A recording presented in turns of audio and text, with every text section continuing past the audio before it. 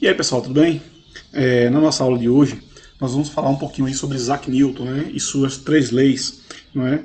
As três leis de Newton que estão presentes aí nesse vídeo para vocês, nessa imagem bem interessante, que consegue mostrar as três leis de Newton em uma única cena, não é? Quais são essas três leis de Newton? Nós vamos estudar um pouquinho delas um pouco mais adiante, mas primeiro vamos ver um pouquinho que é de Isaac Newton, o conceito de forças, os conceitos de forças, e mais alguns detalhes que a gente precisa entender para chegar nesse entendimento melhor das leis de Newton, né, como que ela funciona, e assim por diante. Mas vamos começar com os questionamentos, né, com algumas questões aí, coisas que acontecem no nosso cotidiano.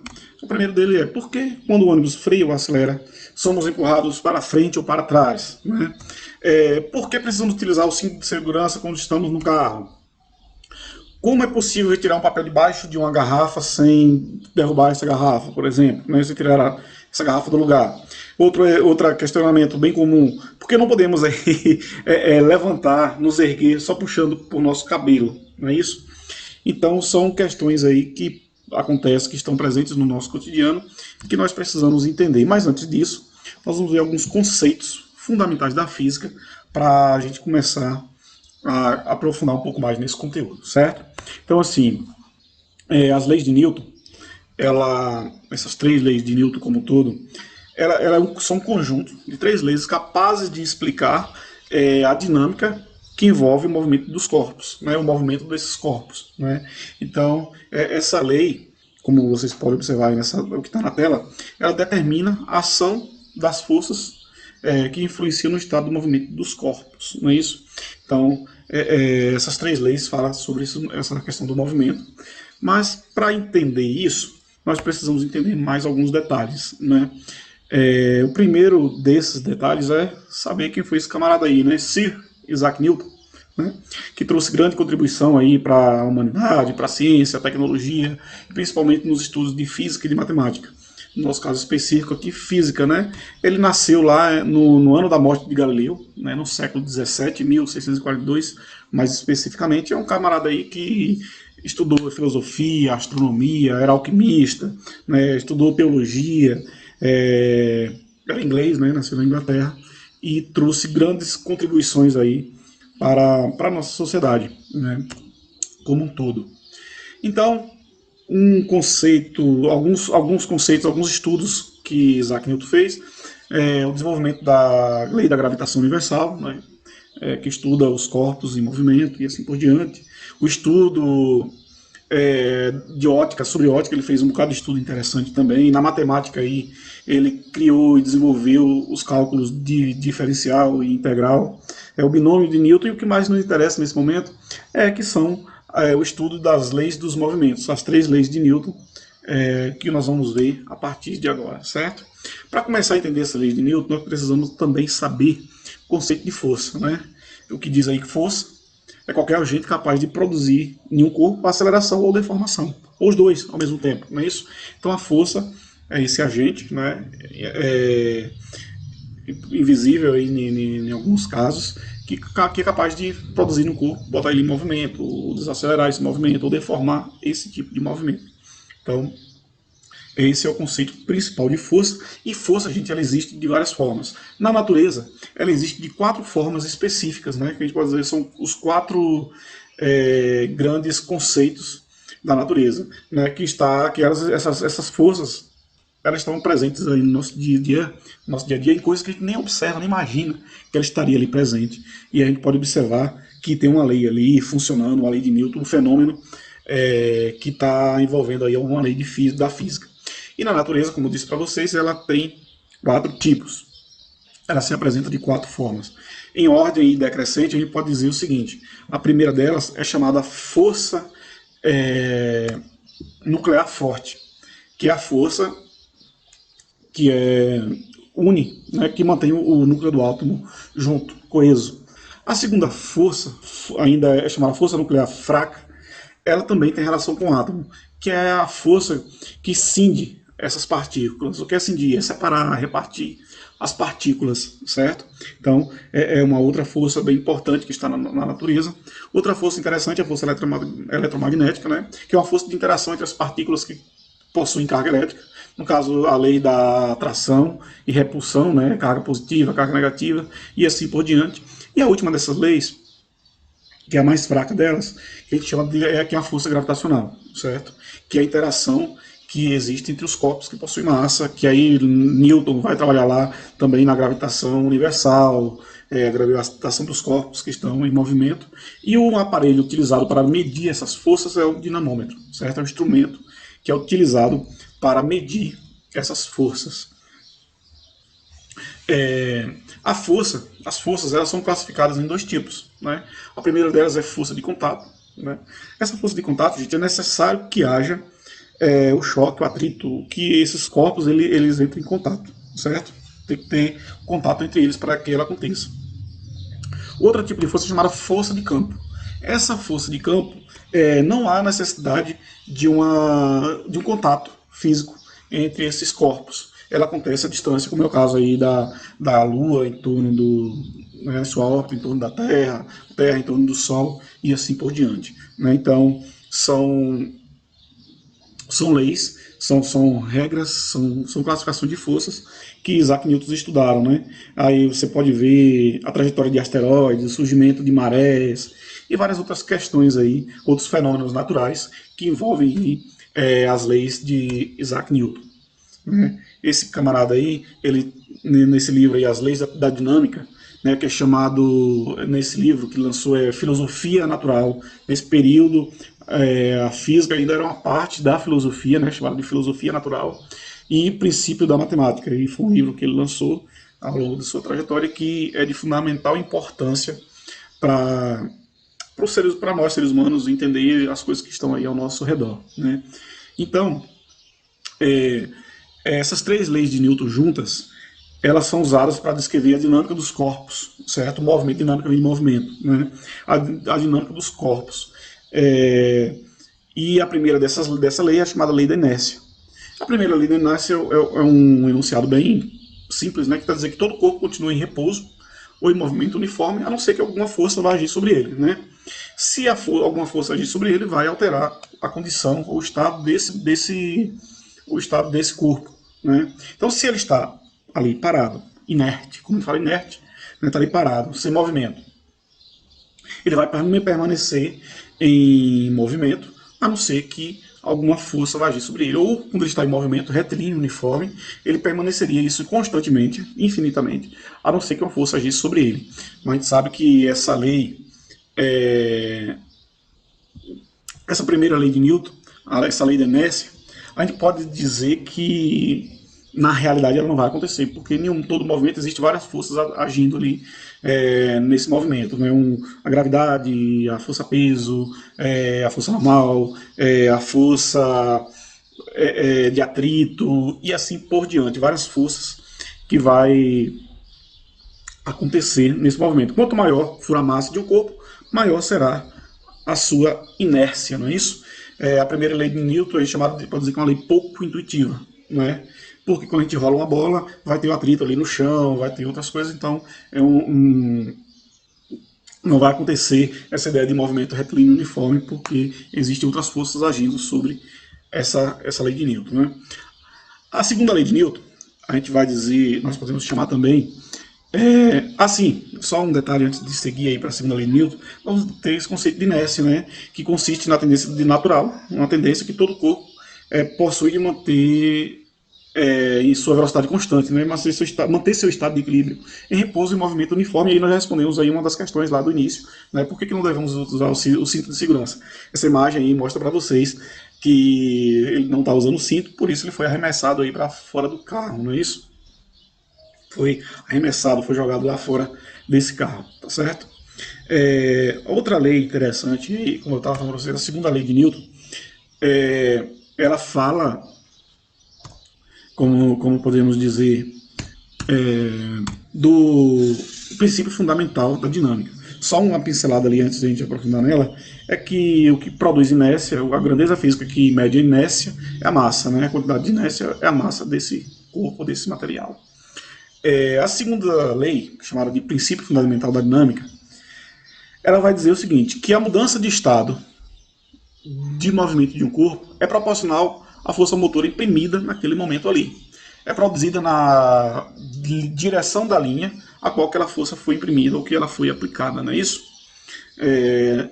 E aí, nessa segunda lei de Newton, nós precisamos entender o seguinte: nós temos aí a força tração, a força normal, a força que são forças de contato, a força de distância, nós temos a força peso, a força elétrica, a força magnética, são forças que estão relacionadas aí ao princípio fundamental da dinâmica, não é? Nós sabemos o seguinte, que essa lei de Newton, a segunda lei de Newton, ela diz que a aceleração de um corpo, né, o módulo de aceleração produzida por um corpo, é diretamente proporcional ao módulo da força, inversamente proporcional à sua massa, certo? Ou seja, quanto maior for a massa, menor vai ser a aceleração, certo? Desse movimento. Quanto maior for a força, maior também vai ser a aceleração desse movimento. A força resultante, quando estivermos falando na horizontal, ela é igual a massa vezes a aceleração. Se a gente estivesse falando na vertical aí, essa força resultante seria igual à força peso, que seria massa vezes a gravidade, certo? A relação entre massa e gravidade desse movimento como um todo, né? Massa e gravidade são grandezas inversamente proporcionais, como vocês podem observar aí. Outra lei, coisa interessante, é a terceira lei de Newton, né, que nós precisamos ver, que é a lei da ação e reação, né? Ou seja, toda uma ação gera uma reação oposta àquela lei que foi, aquela força que foi aplicada, de mesma intensidade e de sentido contrário. Quando a gente está caminhando, por exemplo, né, quando a gente pressiona o nosso pé ele vai dar uma força de atrito que é inversa a essa força que foi aplicada. E o enunciado dela diz que toda ação há sempre uma reação igual, ou as ações mútuas de dois corpos, um sobre o outro, são sempre iguais e dirigidas para partes opostas, ou seja, sentidos opostos, né? Uma vai para o canto e outra vai para o outro lado. O par, né? Olha só, o par. Ação e reação nunca se equilibra. É interessante isso daí. Nunca se equilibra, pois as forças atuam em corpos diferentes. Tá vendo? Esse exemplo que vocês estão vendo aí na tela, eles estão empurrando em cima, e aí o que acontece? Está puxando, né? E embaixo está movimentando. Ela já fez uma força contrária aí, né? E elas nunca se equilibram. Não esqueça desse detalhe aí.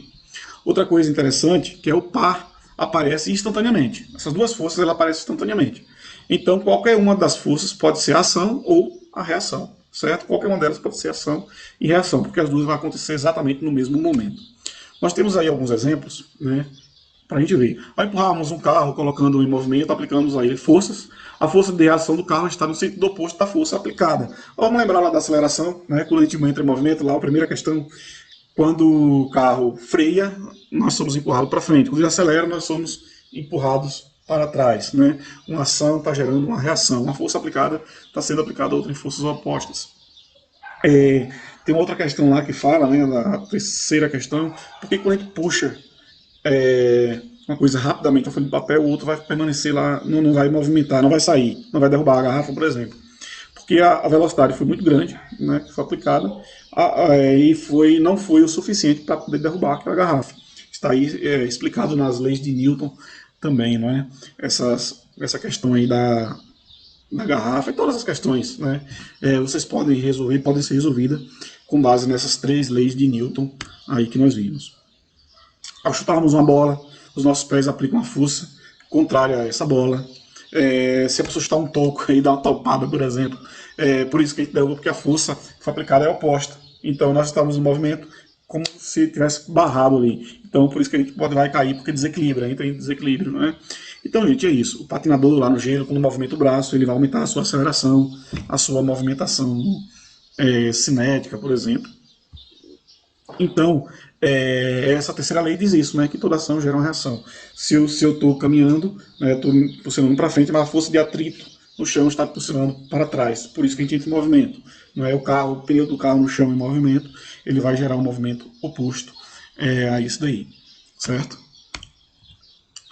Nós vamos ver aí, né, vamos exercitar, vamos ver umas questões sobre isso.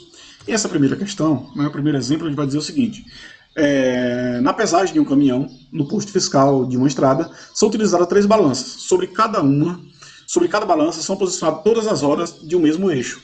As balanças indicam 30 mil newtons, 20 mil newtons e 10 mil newtons. A partir desse procedimento, é possível concluir que o peso do caminhão aí letra A, 20 mil newtons, letra B, 25 mil newtons, letra C, 30 mil newtons, letra D, 50 mil newtons e letra E, 60 mil newtons. Vamos ver a resolução dessa questão? Bem, pessoal, nessa questão aí, nós já temos 3 dados aí que são fundamentais para a gente resolver a nossa questão. Nós temos 3 forças aí já no enunciado, que são forças normais, não é isso? É a força que a balança mostra. No caso, 3 eixos do caminhão, cada eixo mostra o valor dessas forças que é exercida em cada um desses eixos. Então nós temos aí, vamos botar aqui N1, né, que é igual a 30 mil newtons. Nós temos N2, que é igual a 20 mil newtons, e N3, que é igual a 10 mil newtons, certo? Nesse caso aí, olha só, o caminhão ele está em repouso, então a força resultante ela é nula. E a força peso vai ser igual à soma dessas 3 forças normais aqui que estão sendo mostradas nas balanças, certo? Então aqui, ó, peso é igual a N1 mais N2 mais N3, tá vendo? Então substituindo aqui as letras por números, nós temos 30 mil mais 20 mil mais 10 mil. Então a força peso vai ser igual a 60 mil newtons. Então, a resposta correta aí dessa questão é a letra E. Certo, pessoal? Nessa próxima questão, ele vai dizer o seguinte: uma pessoa idosa de 68 kg, ao se pesar, o faz apoiada em sua bengala. Com a pessoa em repouso, a leitura da bengala é de 650 newtons. Considere a gravidade igual a 10 metros por segundo ao quadrado. Vamos ver, gente, a resolução dessa questão. Nós temos aí já os dados que podemos extrair dessa questão, que é a massa, não é isso? A massa que é igual a 68 kg, a massa dessa pessoa, está dizendo para considerar a gravidade igual a 10 metros por segundo ao quadrado, e deu também o valor de uma força que é 650 newtons. Essa força, pessoal, é a força normal, já que a pessoa está em cima da balança, certo? E aí, na letra A da questão, ele pede para calcular o módulo da força que a balança exerce sobre a pessoa, a sua direção e sentido. Então, na letra A da questão, a resposta já foi dada no enunciado, que é essa força normal, que é igual a 650 newtons, certo? Como nós estamos utilizando a gravidade, eu já sei que esse movimento ele é na vertical, certo? Vertical, e como é a força normal, ela é de baixo para cima, certo? Então, aqui, ó, de baixo para cima. Então nós já temos aí a resposta da letra A. Na letra B da questão, ele quer saber o seguinte: supondo que a força exercida pela bengala sobre a pessoa seja vertical, calcule o seu módulo e determine o seu sentido, né? Então já está dando na questão que o módulo, no caso essa direção, esse sentido é na vertical. Então, olha só, nós sabemos aqui, primeiro, ele quer saber a força da bengala. Então, o primeiro passo é achar a força-peso dessa pessoa. Então, a força-peso é igual a massa vezes a gravidade. Então, gente, ó, a força-peso é igual a massa, que são 68 kg, vezes a gravidade, que são 10 metros por segundo ao quadrado. Logo, essa força-peso é igual a 680 newtons. Isso aqui é o primeiro passo da letra B, porque ele quer saber a força da bengala, tá certo, gente? E para achar isso, para achar essa força da bengala, nós sabemos que a força-peso ela é igual a normal mais a força dessa bengala, não é? Mais a força dessa bengala. Então, substituindo aqui, ó, a força-peso nós acabamos de encontrar 680 newtons, só basta botar o 680, que é igual a força normal, que já foi dado no enunciado, não é isso? 650 newtons, mais a força dessa bengala. Mais a força dessa bengala. Então aqui, ó, invertendo aqui a nossa fórmula para encontrar o nosso resultado, a força dessa bengala é igual a 680 menos 650. Então a força dessa bengala é igual a 30 newtons. Então nós já temos aqui o módulo, que são 30 newtons. A direção ele é na vertical, não é? E, no caso, o sentido também é de baixo para cima, assim como na letra A da questão. Vertical, de baixo para cima, tá certo?